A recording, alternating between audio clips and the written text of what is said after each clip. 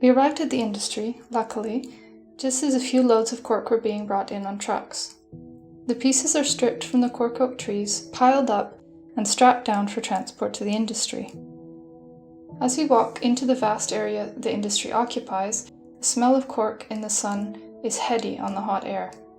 We are greeted by Joana Mesquita at the door of the office building, and then led into the meeting room where, pulling a few chairs from surrounding offices, we all manage to find a place to sit down.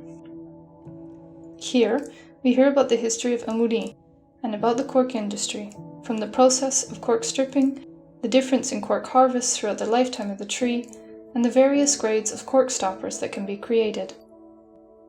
These various grades and types of cork stoppers hold different prices on the market, ranging from 3 € to €4 per cork, for agglomerate and natural corks respectively. Trees are not harmed during the process of cork stripping and can be harvested with care for on average 150 years. After, we are invited into the industry itself to witness the path of cork from the moment it arrives to when it becomes a cork stopper.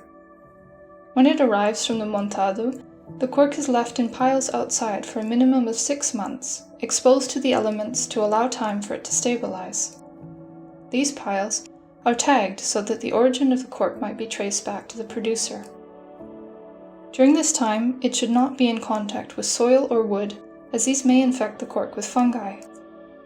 Once this period is over, the cork is brought into the warehouse, where it is sorted into grades.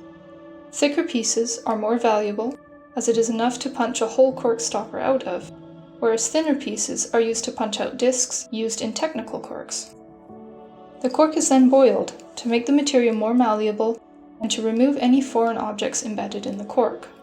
Once this process has been completed, the cork is left to rest for 2 days before being processed further.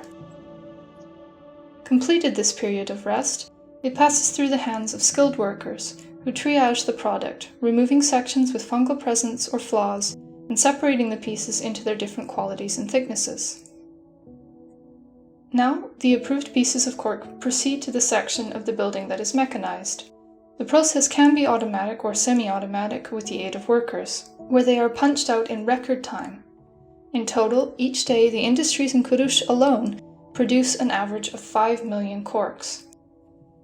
These corks and discs are then quality checked by a machine, and any that do not meet standards are excluded and later ground down to be used elsewhere. Next, the surviving corks are subjected to chemical tests to ensure the absence of precursors of TCA. This is the molecule that creates the corked taste in wine, and then steamed and polished to ensure sanitation. Then all that is left to do is brand the corks, after which they are shipped out to the clients. Any material that does not go on to be punched into corks or discs is ground down to be used in a myriad of other products and applications, such as energy production in the factory. As such, all cork is reusable or recyclable in some form, and Amorim is zero waste. Everything is used to some capacity. In Portugal, there is a project called Green Cork surrounding the reuse and recycling of cork stoppers.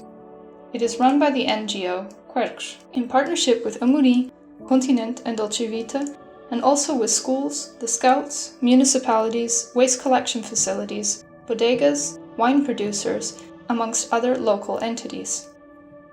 Through this initiative, the corks collected are sold to facilities where they can then be recycled. The money gained from this exchange is then applied to replanting native forest species. So far, the project has recovered over 84 million corks and planted over 900,000 trees since its inception in 2008, a true testament to the importance of active citizenship.